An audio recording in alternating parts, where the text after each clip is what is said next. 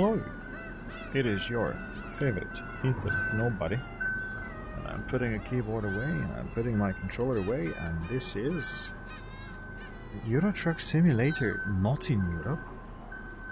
Nani? Welcome to Project Japan. So I'm currently using the Oculus headset to record this. I'm using Wi-Fi to connect to my gaming laptop. This is heavily modded, that is to say it has all the Project Japan stuff for V1.53 of ETS. I've only done the tutorial mission.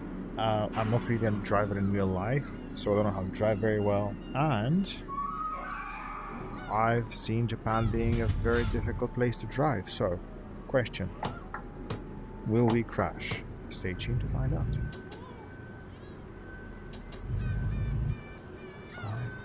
Okay, where are we going with this now? I mean, I see the camera there. Oh, okay.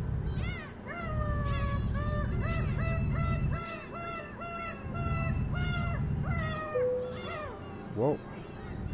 Actually, are we left or right? I think we should be on the left. Ohio. Konnichiwa. How is everyone?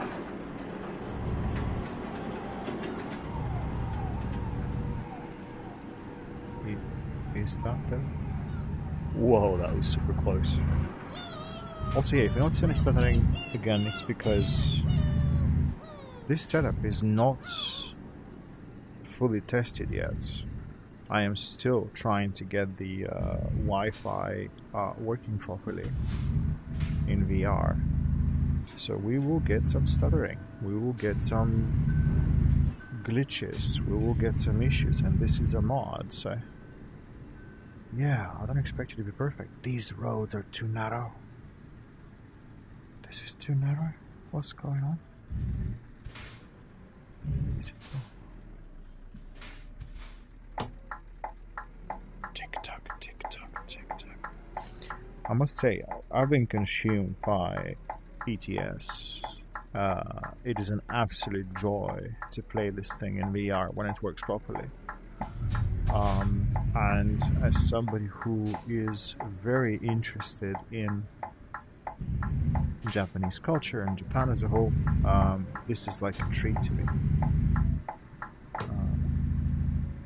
A challenging, nerve-wracking treat. Oh, this is us. What's up to Yota Shop? Nice. We're going to Tokyo. Delivering about 8 tons of something. I should have paid attention, shouldn't I? What you see in this recording, provided it doesn't crash at any one point, isn't too bad. There's like almost zero aliasing on my end, so the jaggies are strong with this one. I am running the game at a very, very low resolution. My goodness me, is this stuff detailed, eh? So much is going on. Whoa. Oh, okay, we can go fast. Oh, we can go 60. Oh, no, we cannot. Stop.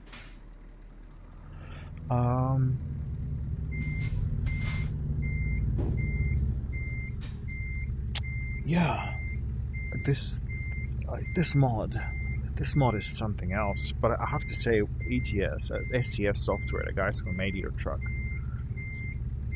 they've put so much crazy work into their stuff.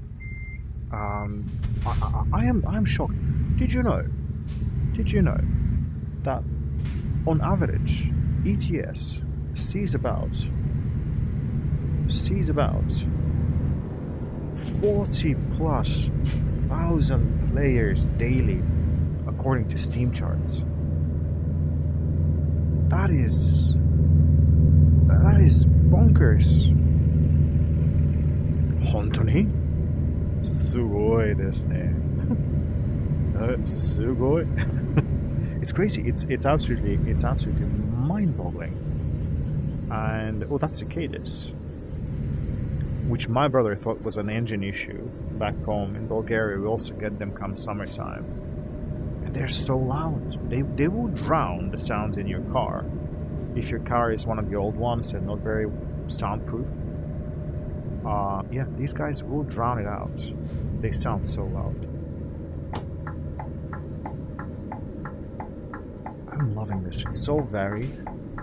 There is a stupid amount of detail. Stupid amount of detail. Oh, beautiful.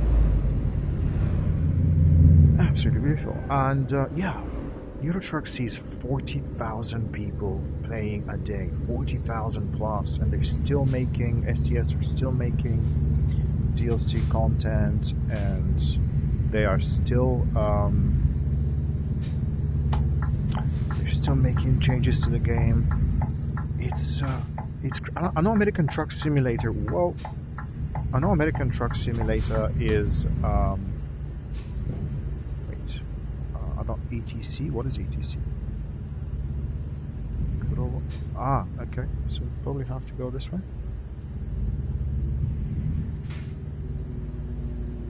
Well,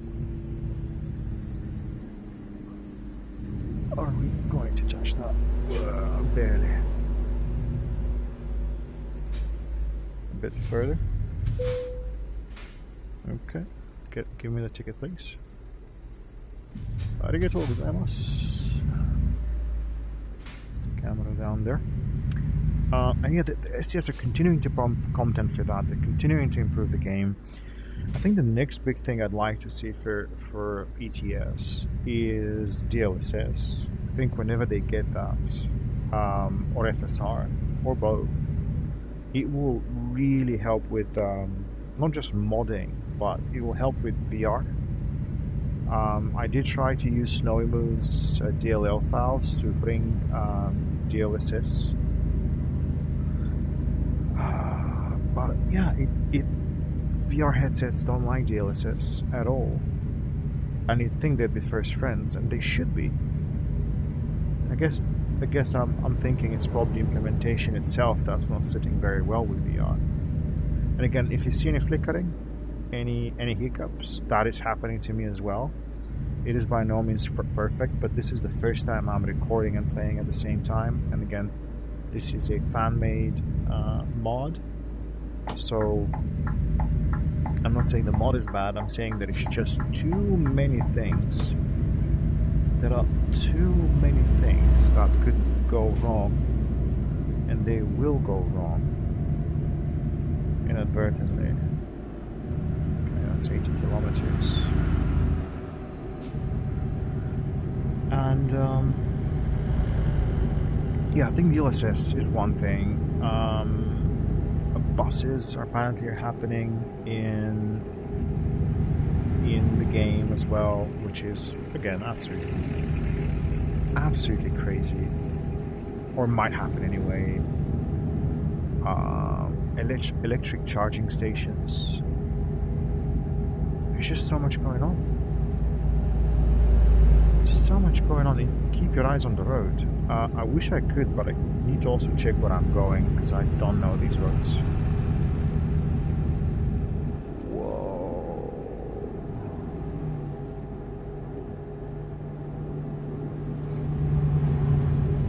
It's strange. I've not been excited about a game in a while. I think part of Exile 2 was really like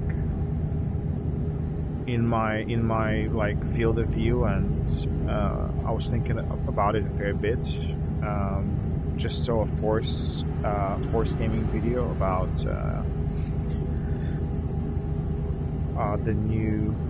potentially the new arcade game MMO, which I too am very curious to see how it will turn out. But yeah, I don't typically get very excited or obsessed about video games these days, and it is shocking to me that we're back in ETS, and I am enjoying it nearly as much as I am, even without like the proper setup. You know, I'm running a a Mozza R5, just stock with pedals. This is simple automatic that we're running for the truck, and I'm using the pedals to adjust the cruise control speed up and down by 5 kilometers in this case per hour. So I don't have like a bus wheel and the turn signal stuff and everything. I saw Hori also released a very interesting wheel that's specifically designed for trucking. But one thing about VR, I think sim games are best enjoyed in VR. But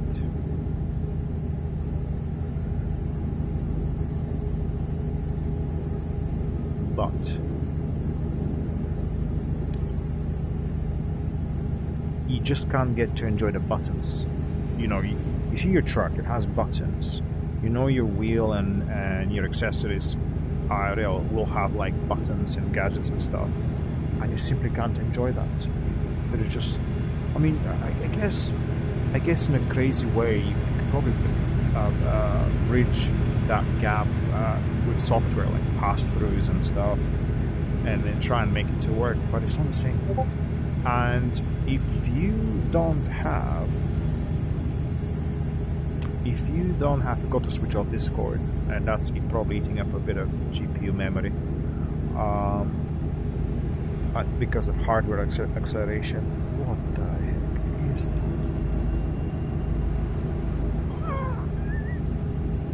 Whoa, dude, respect. Well, you're going over 80 kilometers per hour in that. Ooh.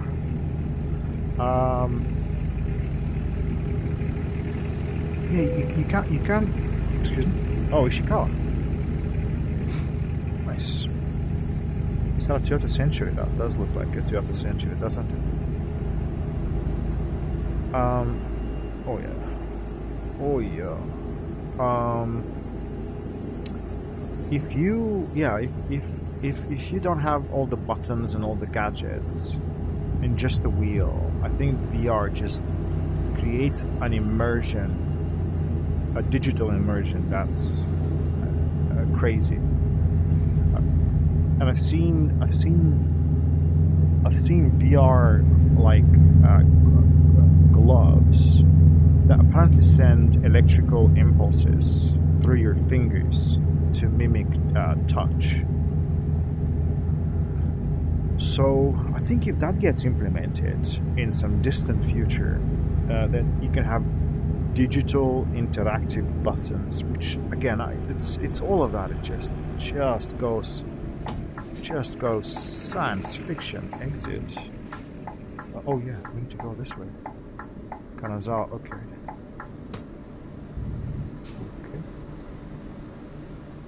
I wonder what ETC is, but the coin is there. Let me try ETC. Let's see how that goes.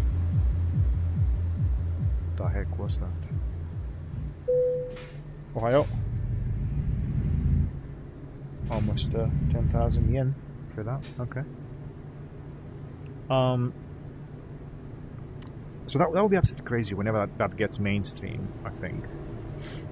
But in the interim, you either build a very nice cockpit for VR, maybe get like 3 screens and like 3 large TVs, and get all the bits and bobs that are necessary for this. And I've seen people have some wild setups. Or if you don't have the space, just goggles. I hear it.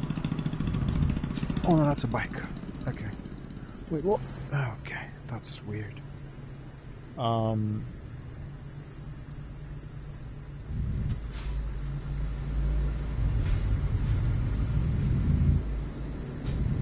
yeah, if you don't have the means to and the space, just get a VR headset. Get a get a baseline, like decent wheel, and you're good to go. I don't know what I'm gonna do with this. I don't know where this is going, and I don't mean the game itself as in the road I'm on. I mean all of doing this. This is the thing about VR adventures and games about exploration. I crave travel now. I crave travel, and if all is well,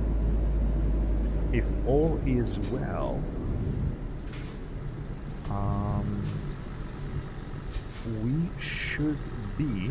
Stop. We should be. If I need to go to the left, or just stick to the right, that's fine. We might end up in Japan this year for a few weeks.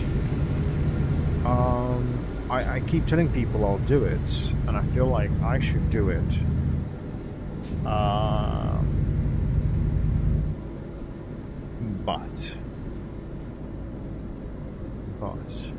And that's what games like this do to me. They make me wanna go places. They make me wanna go places. And some might say, well, that's fantastic. That's fantastic. You should. This is inspiring. It's cool. Problem is, reality is unforgiving.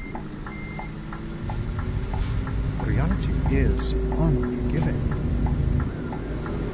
It's one thing to watch somebody drive a massive truck or a car, or fly a plane, or operate a machine, or even work on a computer, or play music, or whatever. It's a different thing when you get in their shoes. It's a different thing when you try and do it without experience.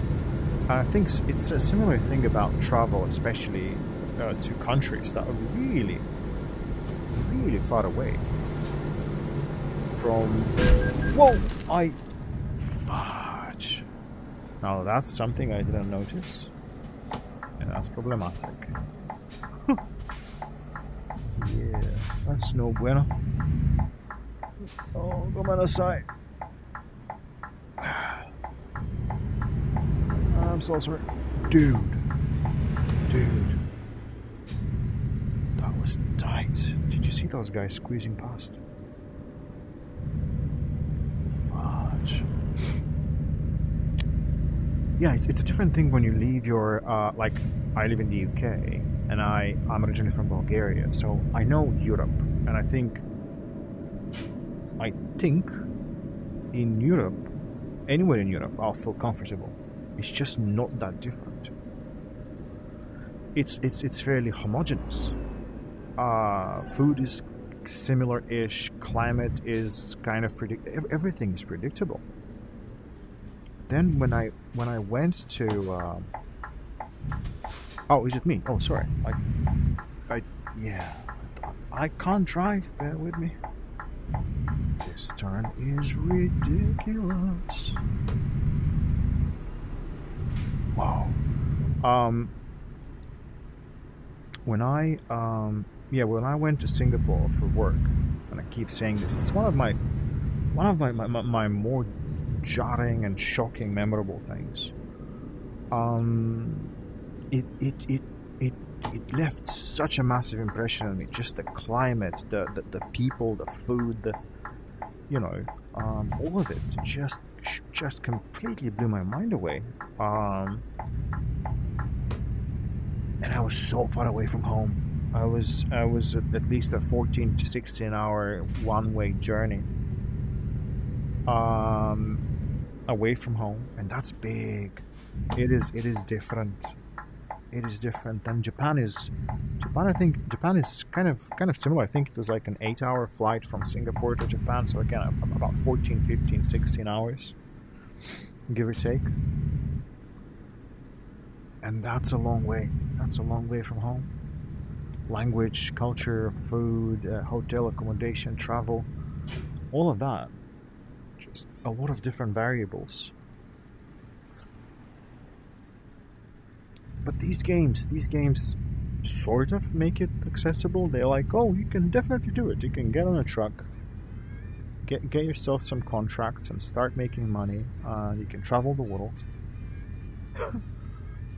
It's weird. I've also been thinking about Flight Sim, Microsoft Flight Sim. Obviously, I would love to play that in VR as well. But there's something about being on the ground that has its own little thing uh, that pulls me in more than flying itself. Because flying is very flying is very shin. Hey, honkai. Flying is very like the space is open, the sky is open, and you can just go, go, go, go, go. And there is a sense of freedom to it. But this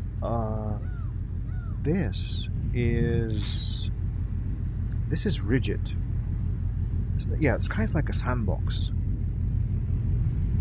And as much as I love freedom, this is the headset officially locking, and actually you can see the problem that I'm dealing with.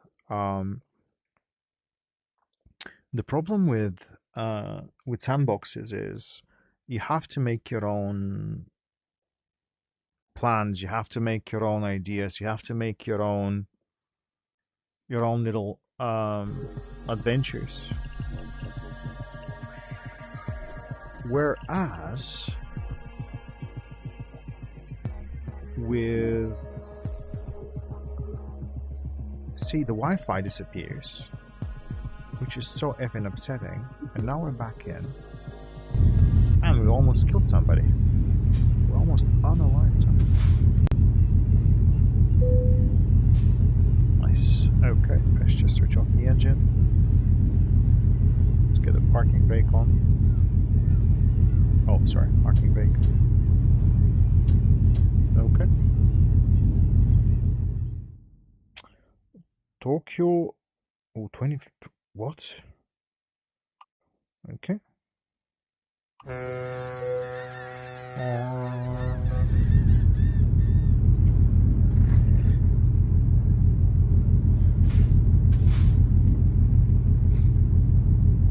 Yeah, the sky's a sandbox, and you need to make your own fun.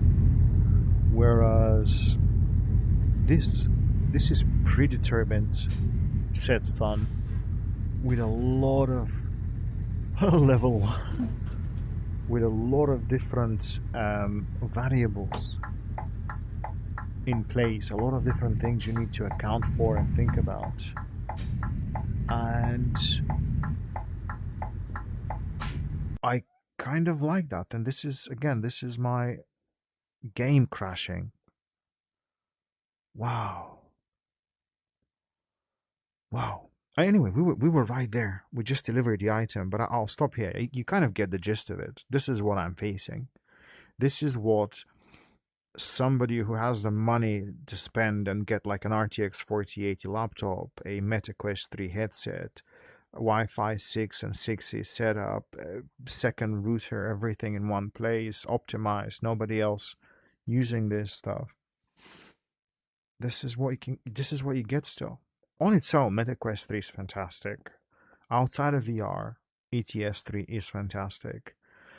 Modding is great. You get all of it together. It's just unpredictable. It's absolutely unpredictable. And just to finish my thought on this, yeah, flying is. I don't yet crave that complete, free, weightless sort of feeling. I'll enjoy the groundedness of what trucking sims and driving sims and bus sims have to offer as a non-driver. But yeah, enough rambling. Thanks for watching. This is unusual. I don't think I'll do more of it, as in recording like this, but anytime soon. But yeah, now you see, and now you don't.